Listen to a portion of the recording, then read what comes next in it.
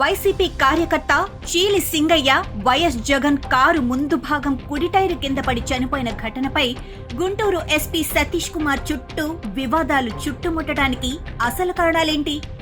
ఘటన జరిగిన కొద్దిసేపటికే హడావిడిగా ఎస్పీ విలేకరుల సమావేశం ఎందుకు ఏర్పాటు చేశారు?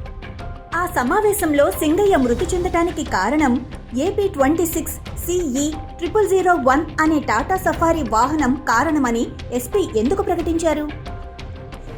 యాక్సిడెంట్లో చనిపోవడం జరిగింది. అక్కడ జరిగినది ఏంటంటే AP26 CE 0001 అనే టాటా సఫారీ వెహికల్, అది కాన్వాయ్ వాహనం కాదు, ఒక ప్రైవేట్ వెహికల్. దాంట్లో తగిలి కిందకి పడిపోయారు. దానిపైన వెహికల్ షోల్డర్లో ఎక్కడం జరిగింది. దేవినేని అవినాష్ కు ఈ టాటా సఫారీకి సంబంధమేంటి? వైసీపీకి చెందిన ఎమ్మెల్సీ తలసిల రఘురాం ఎందుకు తలదూర్చారు? తాడేపల్లి జగన్ ప్యాలెస్ సమీపంలో మణిపాల్ హాస్పిటల్ వెనుక తుప్పల్లో ఆ వాహనాన్ని దాచి నెంబర్ ప్లేట్ ఎందుకు తొలగించాల్సి వచ్చింది? జగన్ వాహనం కింద పడే సింగయ్య చనిపోయాడు అనే రుజువుకు కారణమైన వీడియో ఎవరు తీశారు? వీడియో బయటకు ఎలా వచ్చింది? అసలు ఆ వీడియో ఒరిజినలేనా? వైసీపీ కరపత్రం సాక్షి వైసీపీ నాయకులు గుంటూరు ఎస్పీ సతీష్ కుమార్ ను ఎందుకు టార్గెట్ చేశారు? మరోపక్క తెలుగుదేశం సానుభూతి పరులు సోషల్ మీడియాలో ఎస్పీ సతీష్ ను ఎందుకు టార్గెట్ చేశారు? ఏకకాలంలో టీడీపీ సానుభూతి పరులు సాక్షి పత్రిక ఎస్పీ సతీష్ పై విరుచుకుపడటానికి కారణమేంటి? ఎక్కడో పొరపాటు జరుగుతుంది. వైసీపీ మైండ్ గేమ్ లో టీడీపీ శ్రేణులు చిక్కుకున్నాయి.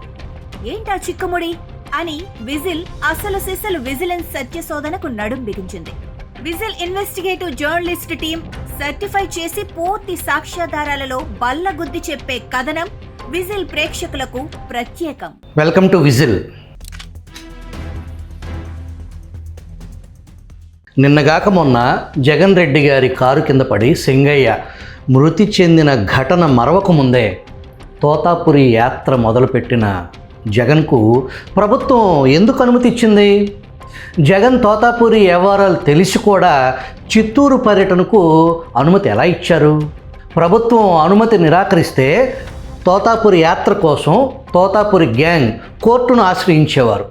కోర్టు అనుమతిస్తే కోర్టు సూచనల ప్రకారం తోతాపురి యాత్ర సాగేది. పోలీసులు వివిధ ఆంక్షలు పెట్టి అనుమతులు ఇస్తున్నారు. దాని మీద ఈ తోతాపురి గ్యాంగ్ సంతకాలు పెట్టి మరీ ఒప్పుకుంటారు. రోడ్డు మీద విచ్చలవిడిగా ప్రవర్తిస్తారు. రప్పా రప్పా అంటూ రెచ్చగొడతారు. డిఎస్పీ చెయ్యి నరికేయండ్రా అని ఒకడు అంటాడు. ఆంధ్రజ్యోతి ఫోటోగ్రాఫర్ను చితగ్గొడతారు. ఈటీవీ టీవీ5 నా కొడుకు లెక్కడా అని ఇంకొకడు అంటాడు. తోతాపురి జగన్ రెడ్డిని కంట్రోల్ చేయటానికి సాక్షాత్తు చిత్తూరు ఎస్పీ మణికంఠ జగన్ వద్దకు రావటం ఏంటి? ఇద్దరు సరైన మహిళా సిఐలు చేయగలిగిన పనికి ఎస్పీ దిగటం, జిల్లా యంత్రాంగం మొత్తం జగన్కు మోకరిల్లిందనే విమర్శలు వస్తున్నాయి. చేయాల్సిన తోతాపురి రచ్చంతా చేసి ఈరోజు సాక్షి పత్రికలో బ్యానర్ హెడ్డింగ్ చూడండి, ఈ ప్రభుత్వం భయపడుతుంది అని ప్రచురించారు. అధికారులను బెదిరించడం, బ్లాక్మెయిల్ చేయటం, దాడులతో గూండాగిరికి పాల్పడటం, కులం మతం ప్రాంతాల మధ్య చిచ్చు పెట్టడం, విష ప్రచారం చేయటంలో master mind, criminal brain Jagan రెడ్డిని ఎదుర్కొనే పద్ధతి, పాలన ఇదేం పాలన అని మనం అనటం లేదు. టీడీపీ శ్రేణులే దిక్కులు పిక్కటిల్లేలాగా అరుస్తున్నారు. మేము రోజు వాగేది నమ్మొద్దు, మీ కార్యకర్తల అభిప్రాయం తీసుకోండి. సరే, మనం అసలు కథలోకి వెళదాం. సింగయ్య మృతిలో ఆరోపణలు, ప్రత్యారోపణలు, అసత్య కథనాలు, అపోహల పుకార్లు షికారు చేశాయి. సింగయ్యను తరలించిన అంబులెన్స్లో ఏదో జరిగింది, నా భర్త మరణంపై అనుమానాలు ఉన్నాయి అని లోకేష్ మనుషులొచ్చి తప్పుడు సాక్ష్యం చెప్పమన్నారని సింగయ్య భార్య లూర్ధు మేరీని తాడేపల్లి కొంపకు పిలిపించుకుని మరీ ఆమె చేత ఆ ప్రకటన చేయించారంటే ఏంటి అర్థం? మాకు డౌట్గానే ఉంది, అంబులెన్స్లో ఏమన్నా చేశారేమోనని. పోలీసులు వచ్చారు, వీడియోనే చూపించారు మాకు వాళ్ళు. మరి లోకేష్ గారు పంపించారు, మేము కూడా మీ అసీలమే అని చెప్పారు, మీ కులస్తులమే అన్నారు. వాళ్ళు వచ్చేలేకే నాకు అసలు భయం వేసింది. రాజకీయంగా వైసీపీ అడుగులు ఎంత షార్ప్గా వేగంగా ఉన్నాయో అర్థం చేసుకోవచ్చు. సింగయ్య కుటుంబం బాధిత కుటుంబం, టీడీపీ నుంచి ఆ కుటుంబాన్ని పలకరించిన నాదుడే లేడు. అంటే రాజకీయంగా తెలుగుదేశం నాయకులు గ్రౌండ్లో ఏ స్థాయిలో వెనకబడి ఉన్నారో అర్థం చేసుకోవచ్చు. సింగయ్య భార్యను జగన్ మనుషులు సంప్రదించి జగన్ ఇంటికి తీసుకువెళ్తుంటే టీడీపీ నాయకులు ఏమయ్యారు? ప్రభుత్వ ఇంటెలిజెన్సు, ఎస్బీ, పోలీస్ పార్టీ యంత్రాంగం ఏమైంది?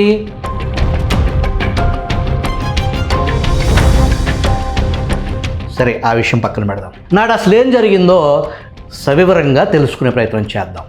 ముందు సాక్షి పత్రిక కథనాన్ని నిశితంగా గమనిద్దాం. మాజీ సీఎం వైఎస్ జగన్మోహన్ రెడ్డి పల్నాడు జిల్లా సత్తెనపల్లి నియోజకవర్గం రెంటపాళ్ల పర్యటన సందర్భంగా గుంటూరు సమీపంలోని ఏటుకూరు బైపాస్ వద్ద జరిగిన ప్రమాదంలో చీలి సింగయ్య అనే వైఎస్ఆర్సీపీ కార్యకర్త మృతి చెందిన విషయం తెలిసిందే. ఈ ఘటన జరిగిన 2 గంటల్లోనే గుంటూరు రేంజ్ ఐజీ సర్వశ్రేష్ఠ త్రిపాఠి, జిల్లా ఎస్పీ సతీష్ కుమార్ ఆగా మేఘాలపై మీడియా సమావేశం నిర్వహించి వైఎస్ జగన్ను చూసేందుకు వచ్చిన సింగయ్య ఆయనపై పూలు వేసేందుకు రోడ్డుపైకి వచ్చినప్పుడు ప్రైవేటు వాహనం ఢీకొందని ప్రకటించారు. ఆసుపత్రికి తరలిస్తుండగా సింగయ్య మృతి చెందాడని చెప్పారు. ఈ ప్రమాదానికి వైఎస్ జగన్ కాన్వాయ్కి ఎటువంటి సంబంధం లేదని స్పష్టం చేశారు. కాన్వాయ్ 50 మీటర్ల ముందు ఉన్న టాటా సఫారీ AP 26 CE 0001 వాహనం తగలటంతో సింగయ్య గాయపడ్డారని చెప్పారు. ఆ వాహనం ఆగకుండా వెళ్ళిపోయిందని చెప్పుకొచ్చారు. ఆ రోజే ఆ వాహనాన్ని స్వాధీనం చేసుకున్నారు. ఇది సాక్షి పత్రిక కథనం.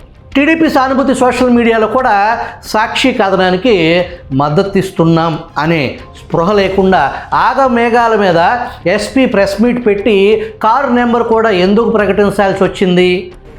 యాక్సిడెంట్లో చనిపోవడం జరిగింది. అక్కడ జరిగినది ఏంటంటే AP 26 CE 0001 అనే టాటా సఫారీ వెహికల్, అది కాన్వాయ్ వాహనం కాదు, ఒక ప్రైవేట్ వెహికల్.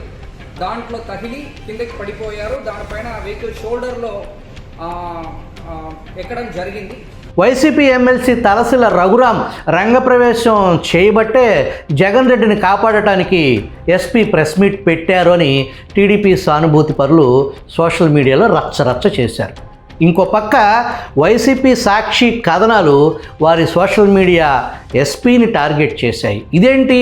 అధికార పక్ష శ్రేణులు, ప్రతిపక్షం ఇద్దరూ ఎస్పీని టార్గెట్ చేశారు అనే అనుమానంతో విజిల్ దృష్టి ఈ సంఘటనపై పడింది.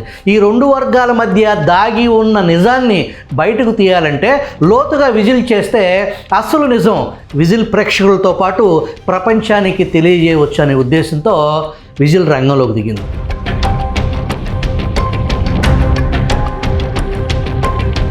దుర్ఘటన జరిగిన వెంటనే ఎస్పీ ఎందుకు ప్రెస్ మీట్ పెట్టారు అని అన్ని వర్గాల ప్రశ్నలకు జవాబు ఇప్పుడు పరిశీలిద్దాం.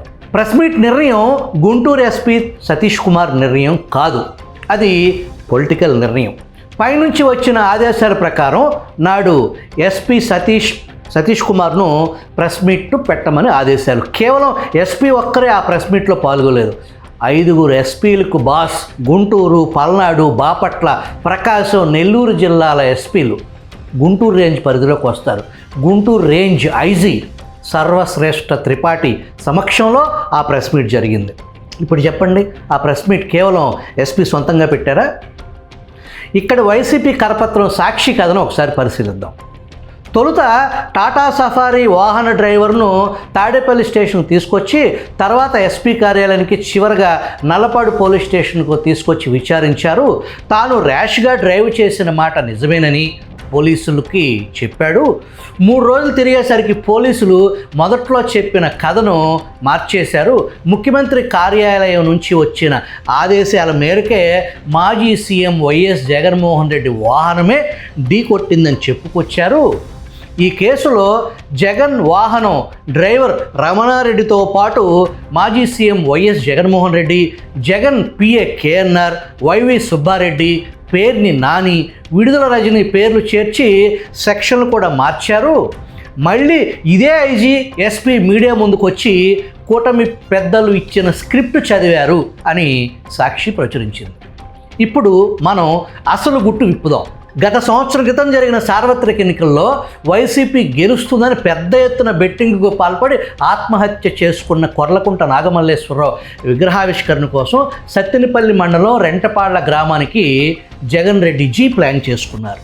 పోలీసుల వేధింపుల కారణంగా ఆత్మహత్య చేసుకున్న నాగమల్లి కుటుంబాన్ని పరామర్శించటానికి అనే కట్టుకథ స్క్రిప్ట్ ప్రకారం తాడేపల్లి మహల్ నుంచి జగన్ జీ పరివారం పల్నాడు బయలుదేరింది. గుంటూరు పోలీసులు వైసీపీ నాయకులు 18 మందికి నోటీసులు ఇచ్చారు. జన సమీకరణలు, పబ్లిక్ మీటింగ్లు పెట్టరాదు. నేరుగా తాడేపల్లి కొంప నుంచి రెంటపాలెం గ్రామానికి తప్ప మధ్యలో చిక్కటి చిరునవ్వుల డ్రామాలకు ఆస్కారం లేదు. కూడలలో దిగటాలు, ముద్దుల ముచ్చట్లు తావు లేకుండా నేరుగా వెళ్ళి ఆ బెట్టింగ్ బంగారాజు కుటుంబాన్ని పరామర్శించి రావాలి. ఇది గుంటూరు పోలీసు నోటీసుల అంతరార్థం.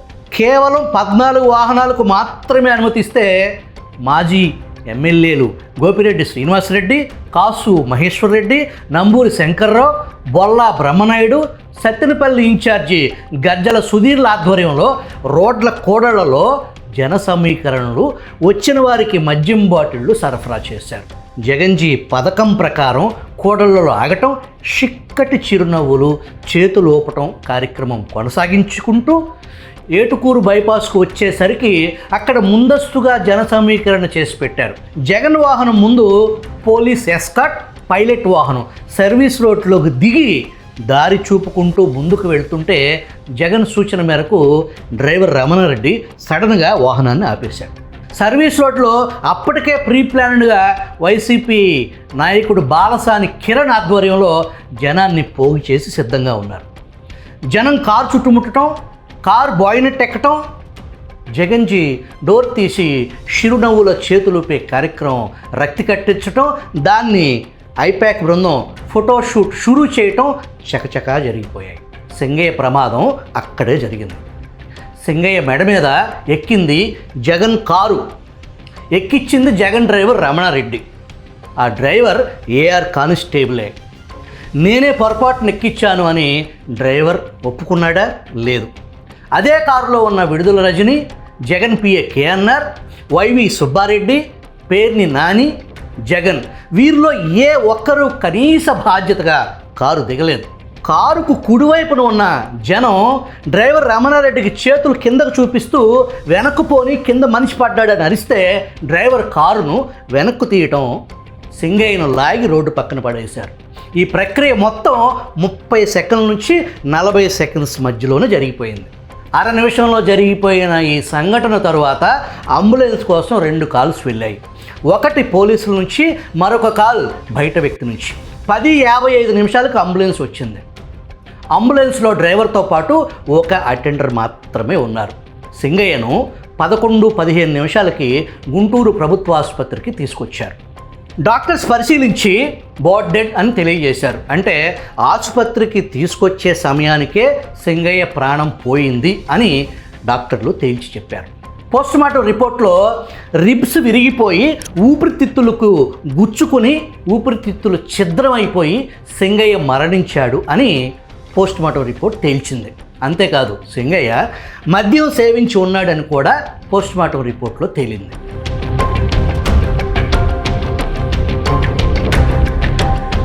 సరే, ఇప్పుడు మనం తేల్చాల్సిన విషయాలు.